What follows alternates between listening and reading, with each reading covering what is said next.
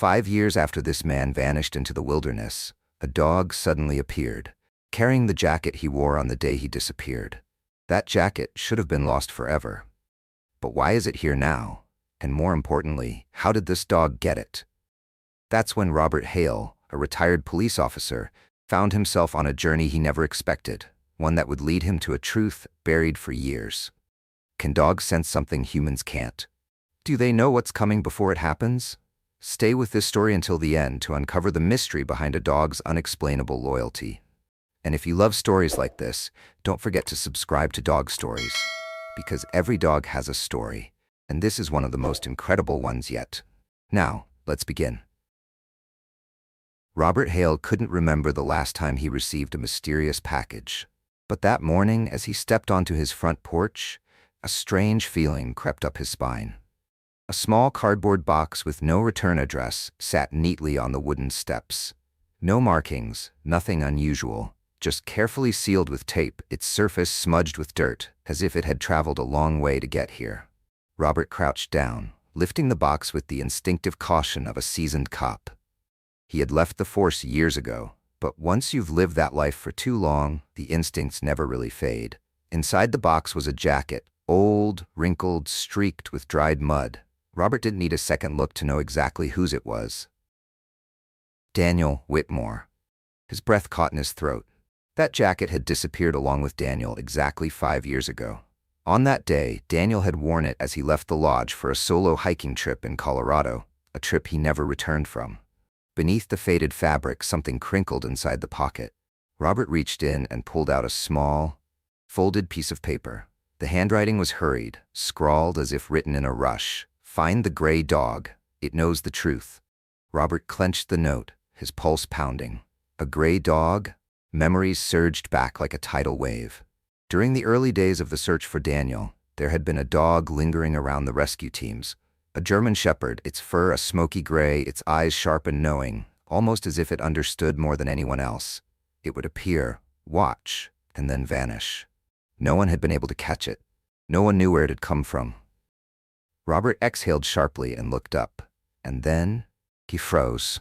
Just across the street, beneath the shadow of an old oak tree, a gray German shepherd stood, staring straight at him. It didn't bark. It didn't move.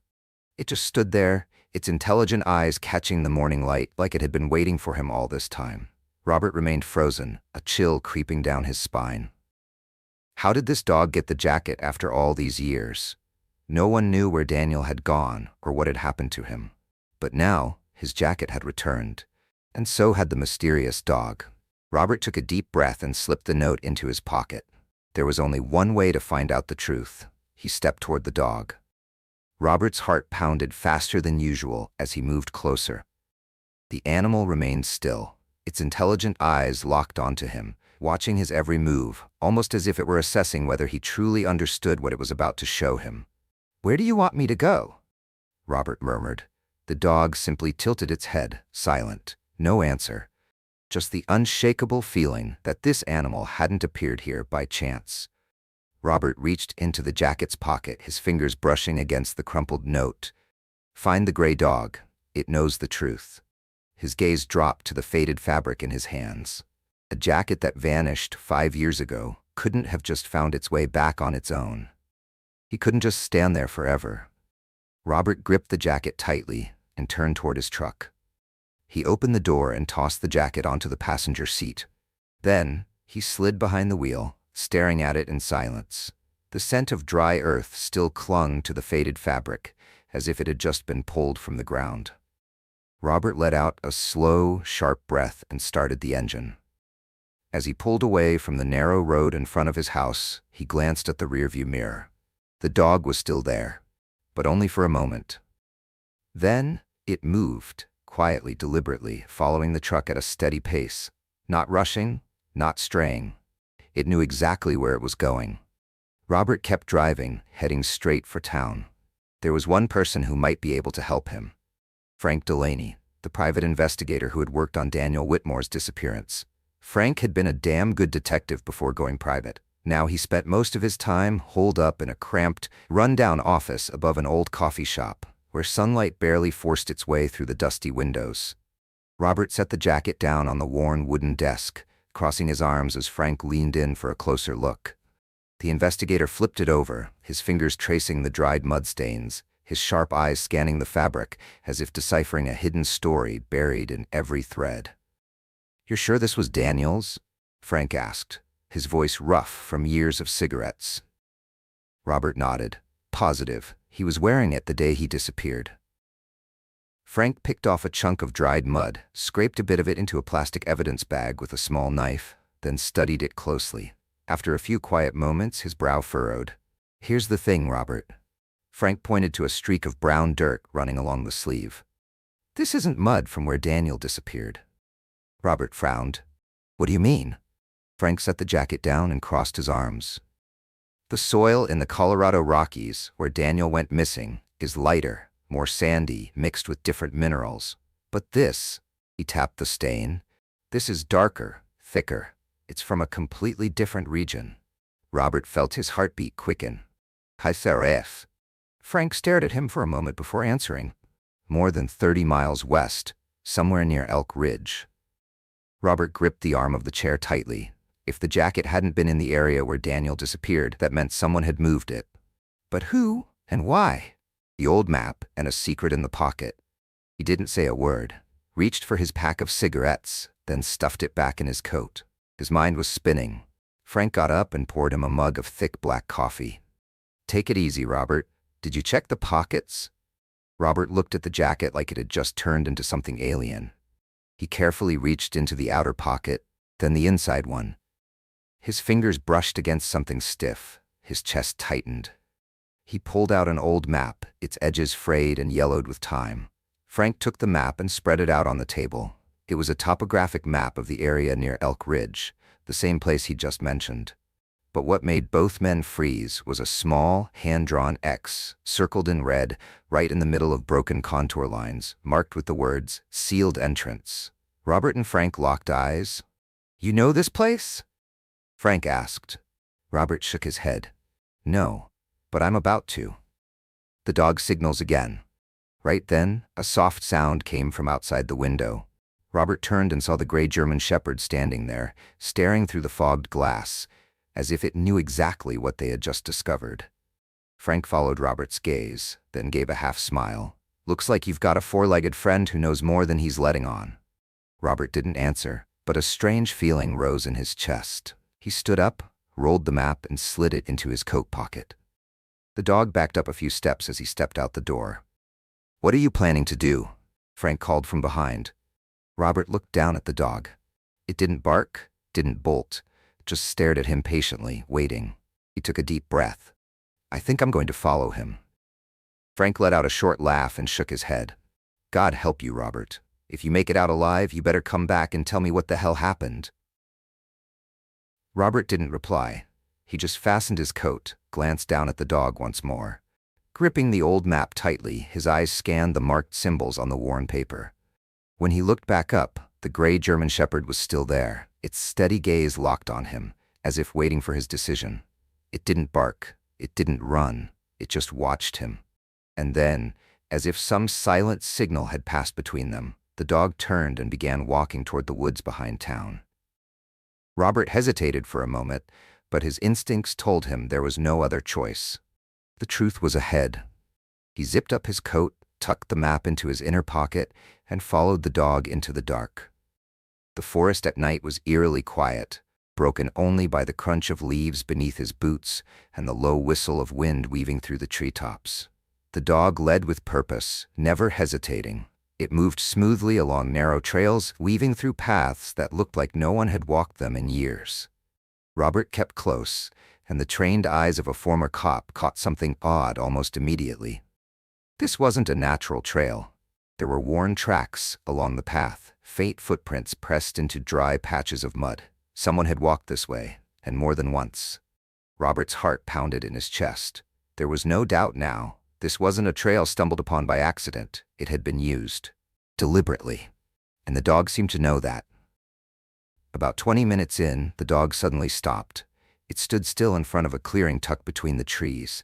In the pale moonlight, Robert spotted it, a weathered cabin, sagging in the middle of a forgotten patch of land. Someone had lived here. Moving slowly, he stepped forward.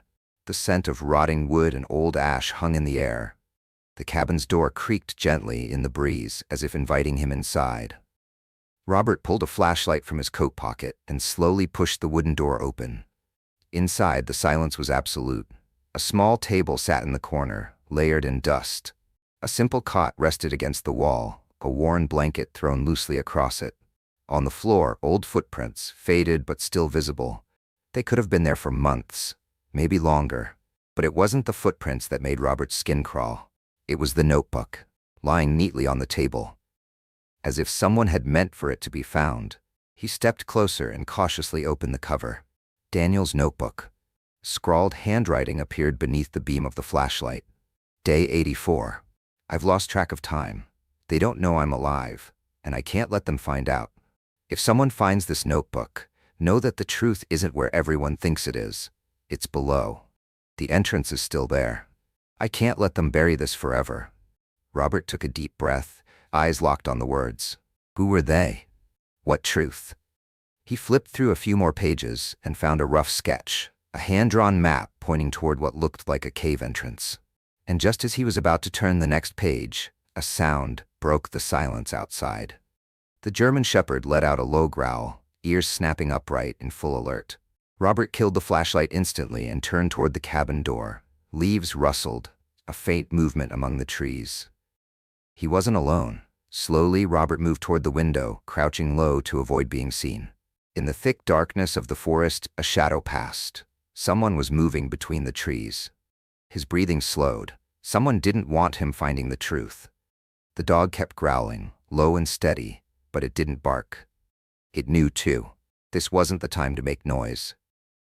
Robert looked down at the notebook in his hands, then back toward the front of the cabin. He couldn't stay here. Not now.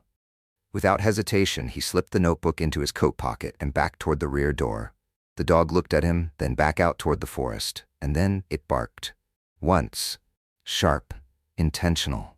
A signal. Robert didn't wait. He bolted from the cabin, plunging into the woods, following the dog's lead. Behind him, the shadows moved. Someone was following. The deep woods swallowed what little light remained. Robert pressed his back against a tree, chest heaving, ears straining for movement behind him. The German shepherd stood at his side, ears up, breath heavy but silent. Then suddenly, the dog turned, locking eyes with Robert. And without a sound, it ran.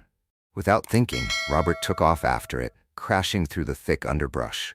Before long, the footsteps behind him faded, swallowed by the sound of wind and rustling leaves. The dog kept going, weaving deeper into the forest, moving with the kind of certainty that said it knew exactly where this path would lead. Just minutes later, they stopped in front of a sheer rock face. In the faint moonlight, Robert spotted it, a narrow fissure at the base of the cliff, the entrance, exactly where the map in Daniel's notebook had marked. "Why did you bring me here?" Robert whispered, eyes fixed on the darkness ahead. The dog didn't answer. It just stepped inside. Without hesitation, Robert drew a long breath, and then he followed. The sealed cave. A blast of cold air hit Robert's face the moment he stepped through the narrow gap. Inside, the darkness was thick, like it wanted to swallow everything whole. Sweeping his flashlight across the damp stone walls, Robert spotted signs of something man-made. Old wooden beams, weathered and rotting, were nailed in a crisscross pattern over parts of the rock, like someone had once tried to seal this entrance for good. But not everyone wanted it sealed forever. In the left corner of the cave mouth, one section had been pried loose, a passage reopened, and someone had gone in before him. Robert aimed his light down at the damp cave floor, and his heart skipped a beat. Footprints, faint but visible enough to recognize. Someone had been inside recently. The dog sniffed the ground, then started moving deeper into the tunnel. Robert tightened his grip on the flashlight and followed slowly behind. The deeper he went, the heavier the air became. Only the sound of water dripping in the distance echoed through the cave, creating an eerie sensation, like the cavern itself was alive. Robert carefully marked his path with small stones, just in case he had to find his way back in the dark. Before long, the narrow tunnel opened up into a wide chamber. And right in the center, lit by the faint beam of his flashlight, Robert saw it. A small camp. His chest tightened, Someone had been living here. He stepped forward slowly, his flashlight sweeping across the space. In the far corner, a dusty wooden platform, likely used for sleeping. An old backpack sat abandoned near the rock wall. But what caught Robert's attention most was the setup on a small metal table. Scientific equipment, solar panels, geological measuring tools, and stacks of documents filled with complex charts and diagrams. Robert picked up one of the folders, flipping through the pages. His eyes scanned the faded typewritten text. Sample taken from Elk Ridge Cave System, rare crystal structure. Energy retention exceeds any known mineral. This discovery could revolutionize the energy industry. Robert frowned. Minerals? Energy industry? He flipped faster, scanning for a name. And then, in the corner of the last page, handwritten in faded ink, Daniel Whitmore. Daniel had been here. Next to the documents lay a small map, not of the forest but of a deeper cave system. A red X was circled on it, deep underground. Robert stuffed the papers into his coat pocket, breath tightening in his chest. The dog stood near the entrance, ears suddenly perked. It was listening to something. Someone was coming. Robert switched off his flashlight instantly and pressed himself into a dark corner of the cavern. Footsteps. Slow but deliberate. Someone was headed straight toward him. A flicker of light, another flashlight, began to glow from the tunnel leading into the camp. Robert held his breath. He could hear the crunch of loose gravel beneath heavy boots. The dog let out a soft growl, but Robert placed a firm hand on its head, signaling it to stay quiet. A figure appeared just outside the chamber's entrance. In the dim glow of a lantern hanging from the cavern wall, Robert could make out a tall silhouette, thick coat, heavy boots. The man paused for a moment, then swept his flashlight slowly across the chamber. He was searching for something, or someone. He didn't know who this man was, but one thing was certain. He wasn't here for anything good. Robert held his breath, one hand tightening around the pistol hidden in his coat pocket. The stranger stood just outside the cavern's opening, flashlight sweeping side to side. Robert didn't move. The German shepherd crouched low to the ground, eyes locked on the man's every step. Then, everything happened fast. A voice rang out from behind. "Looks like we've got company." A sudden force slammed into Robert, throwing him forward. Before he could react, a hard blow struck the back of his head. His flashlight clattered to the ground, skidding across the stone floor. Everything went black. When Robert opened his eyes, his head throbbed and his hands were bound tightly behind his back. He was sitting on the cold stone floor of a larger cavern, lit dimly by the flickering yellow glow of a single oil lantern hanging from the rock wall. A group of 4 men stood nearby, speaking in low voices. Robert didn't need an introduction. These weren't hikers. His eyes scanned the chamber. Lining the walls were mining tools, heavy-duty drills, and canvas bags filled with chunks of raw mineral. They weren't here to explore. They were extracting something. And then, a voice broke the silence. "What do you think you're doing here, Hale?" Robert turned his head. A tall man with graying hair and a cold, unreadable face stepped closer. "Looks like you know my name," Robert said, voice dry. The man smirked. "We've been watching you since you left Delaney's office, so they'd known all along." The man went on. "You weren't supposed to make it this far, but now it's too late."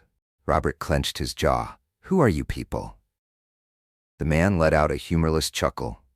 "We're the kind of people who know how to seize opportunity." He pulled a stone from one of the canvas bags and held it up to the lantern light. It gave off a faint green glow, almost luminescent. "This," he said, "is what you weren't supposed to see, Mr. Hale. This mineral is worth more than gold, and no one knows it exists. A new energy source that could change the entire industry." He tossed the stone toward Robert. It rolled across the cave floor and stopped at his feet. "The problem is," he crouched down, lowering his voice, "we can't let anyone know it's here." Robert clenched his jaw. Now he understood. These weren't just illegal miners. They were part of a covert extraction operation, willing to do whatever it took to keep their secret buried, and anyone who got in the way disappeared. "Just like Daniel Whitmore," Robert said, eyes locked on the man. The air inside the cave seemed to turn colder. One of the others nearby let out a short, mocking laugh. "Ah, so you found the notebook." Robert clenched his fists. So they knew. The graying man stared back at him.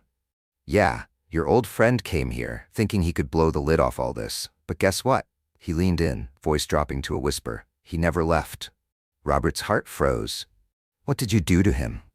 Before the man could answer, a harsh, ragged cough echoed from the shadows at the far end of the cavern, and then a voice, hoarse, worn, but unmistakably human. Robert? Robert froze. No, it couldn't be. He turned his head. In the dim corner of the cave, barely lit by the flickering lantern, a frail man with tangled silver hair was bound to the rock wall. His eyes shimmered with hope, even as his face was hollow and his body looked nearly spent. Daniel Whitmore. Robert could barely believe it. Daniel was alive, and in that moment, a sharp sound cut through the cave. A bark. Then, rapid footsteps pounding against the stone floor. Before anyone could react, a blur shot into the cave, the German shepherd. One of the men standing near Daniel was taken down instantly. The dog lunged at his arm, knocking him flat on his back. The others drew their guns. Robert didn't hesitate. He charged forward, slamming his shoulder into the man guarding him. The rope was looser than he expected. One hard yank, and he was free.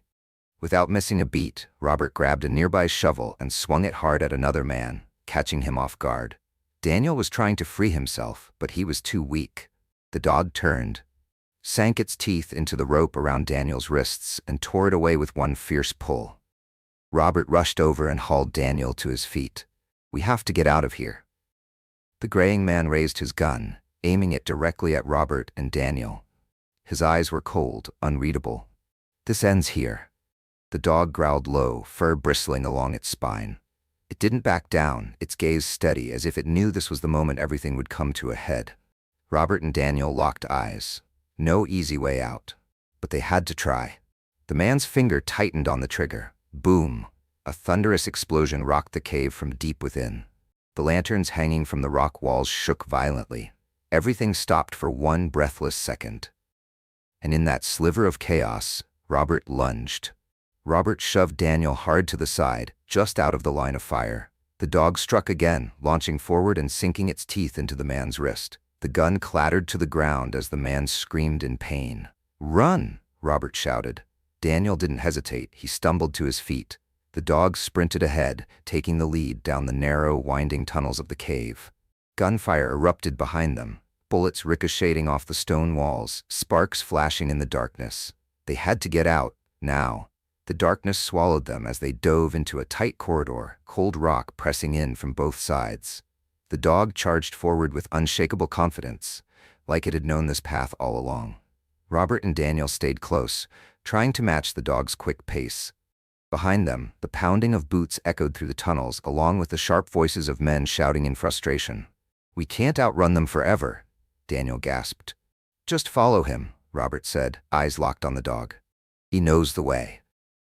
Suddenly, the German shepherd veered into a side tunnel, one Robert hadn't noticed before. It was so narrow, they had to crouch low as they moved through it. The footsteps behind them began to slow. Someone yelled, "They're heading down the old shaft.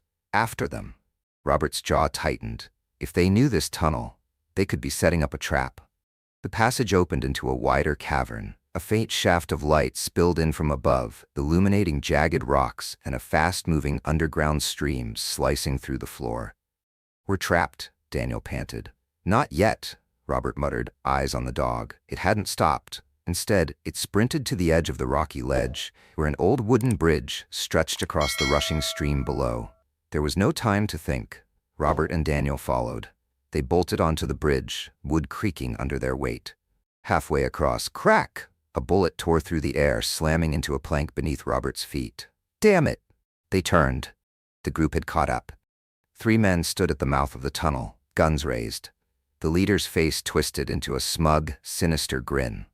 "Nowhere left to run," the man sneered. Robert's eyes scanned the space. They were out of options, or so their enemies thought. The dog suddenly barked, a sharp, warning cry, then charged straight at one of the armed men. A gunshot rang out, but the bullet missed its mark in the chaos. And in that one split second of distraction, Robert acted. He grabbed a loose rock and hurled it at the oil lantern hanging from the cavern wall. Boom! The lantern shattered as it hit the ground, flames instantly catching on the canvas bags filled with minerals. Another explosion ripped through the cave. The ground shook violently. A massive crack split open beneath the feet of their pursuers. No, no! Everything began to collapse. The men screamed as the stone floor crumbled beneath them, the cave swallowing them into the darkness below. Robert and Daniel dove off the bridge at the last possible second, crashing onto solid ground on the other side. They'd made it. The dog sprinted to their side, eyes wide with worry but filled with energy. Behind them, the cavern caved in completely, sealing the chaos in a cloud of dust and rubble.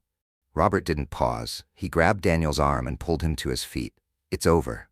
Let's go. The dog moved again, this time leading them to a narrow path to the right.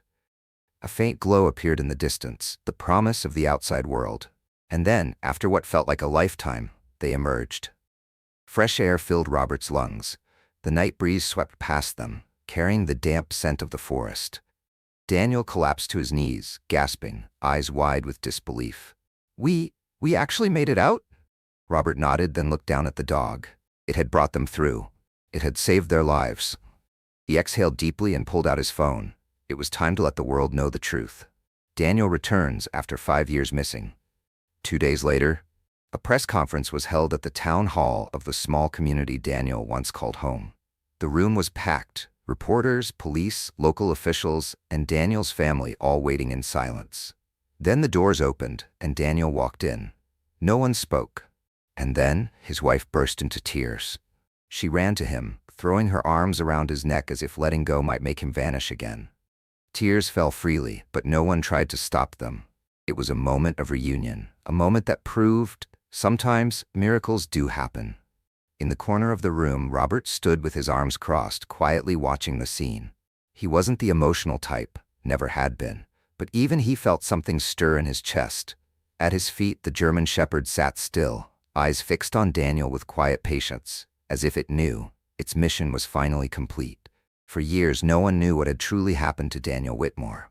But now, thanks to his testimony and the documents recovered from the cave, the truth had come to light. Authorities had sealed off the cave system and deployed a geological team to investigate the mineral deposits inside. And just as Daniel had documented, the rare mineral the group had been illegally mining carried the potential to revolutionize the energy industry. But thanks to the evidence they'd gathered, the government issued an order to protect the area from any further illegal exploitation. The leader of the operation and the remaining members of the organization, if they survived the cave collapse, would now face justice.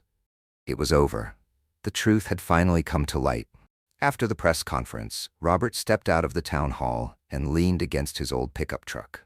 Beside him, the German shepherd quietly sat down, eyes still fixed in Daniel's direction. It didn't need recognition. It didn't want medals. It just needed to know its person was safe. Daniel walked over and sat beside Robert, placing a gentle hand on the dog's back. It never left, did it? Daniel whispered. Robert shook his head gently. No. It waited for you, the whole time. They sat there in silence for a long while. Then Daniel gave a soft chuckle and patted the dog's head. Old friend, you did good? The dog lifted its head, tail giving a quiet wag, and in its eyes was something that couldn't be put into words, an understanding, a loyalty that ran deeper than instinct. The next morning, Robert packed up a few things in his small house, ready to return to something resembling normal life, if such a thing even existed anymore after what they'd been through. But one question still lingered. How could a dog be that loyal? How could it have known Daniel was still alive? It couldn't read a map. It couldn't understand the scribbled notes in Daniel's journal. But somehow, it knew. It always knew. Robert looked at the dog curled up on the porch, breathing softly in its sleep. It wasn't just a stray anymore. It was a legend. And maybe, just maybe, some things don't need to be explained. 1 year later, a new life, but the memories remain. It had been exactly 1 year since Daniel was found, and the truth behind his disappearance came to light. The mountain air now felt lighter. No more illegal miners, no more buried secrets. The cave was sealed, officially designated as a protected research site. No longer a tomb for hidden truths, it had become a place for knowledge and reflection. But not everything had changed. One thing remained constant: Daniel and the loyal German shepherd that had never left his side. Since the day they escaped that cave, the two had been inseparable. Daniel set his coffee cup down on the worn wooden porch table, his gaze softening as he watched the shepherd napping peacefully in the golden afternoon light. "My old friend," Daniel smiled, bending down to run his hand through the thick fur. "I owe you everything." The dog opened its eyes and gave a slow wag of its tail, as if it understood every word. He wasn't just a stray anymore. He was family, an irreplaceable companion. After everything they had been through, their days were now filled with peace. No more darkness, no more footsteps echoing in pursuit. Just freedom, sunlight, and a bond deeper than words could ever express. As for Robert, he was never much of a storyteller, but after all they'd lived through, he knew this story had to be told. For the past year, he had spent every night at his desk, writing down everything that had happened, every detail, every moment from the instant the dog appeared with Daniel's jacket to the final steps they took out of the cave. Each page wasn't just a story of mystery, danger, and survival. It was a story of loyalty, unyielding, unshakable, and real. When he finished the last sentence, Robert looked down at the photo resting on his desk, one taken the morning they reunited. Daniel, the dog, and himself. He smiled. Some stories deserve to be told. Robert Hale's journey may be over, but the questions still linger. How did the dog know Daniel was still alive? It waited 5 years. But for what? There are mysteries in life that can't be explained by logic or science. But one thing is certain, a dog's loyalty never wavers. It doesn't need a reason. It doesn't ask for a reward. Just the belief that one day, the person it loves will come back.